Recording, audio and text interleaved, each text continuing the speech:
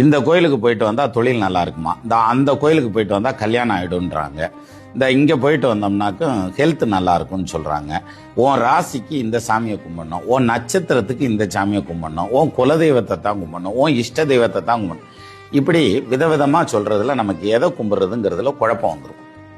ஆக்சுவலாக எல்லா பக்கமும் சுற்றினாலும் சாமி ஒன்று தான். எப்படி தெரியுமா?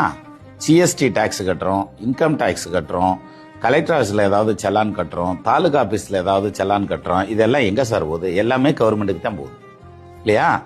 அப்போது நம்ம எங்கே சாமியை கும்பிட்டாலும் அது எங்கே போய் சேரணுமோ அங்கே போய் சேர்ந்துடும். அதனால் குலதெய்வ வழிபாடு, இஷ்ட தெய்வ வழிபாடு மட்டுமே போதுமானது.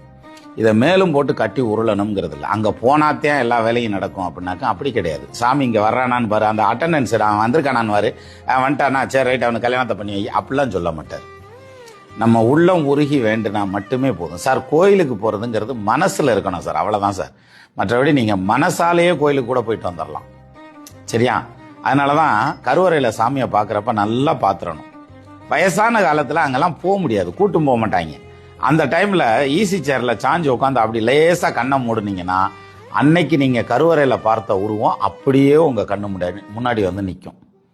தெய்வ தரிசனம்ங்கிறது எப்போ வேணாலும் பண்ணலாம், சரியா? அதனால பி ரிலாக்ஸ். உங்கள் இஷ்ட தெய்வம் குலதெய்வத்தை நல்லா வேண்டுங்க. உங்களுடைய அத்தனை பிரார்த்தனை. இந்த கோயிலுக்கு போயிட்டு வந்தால் தொழில் நல்லா இருக்குமா,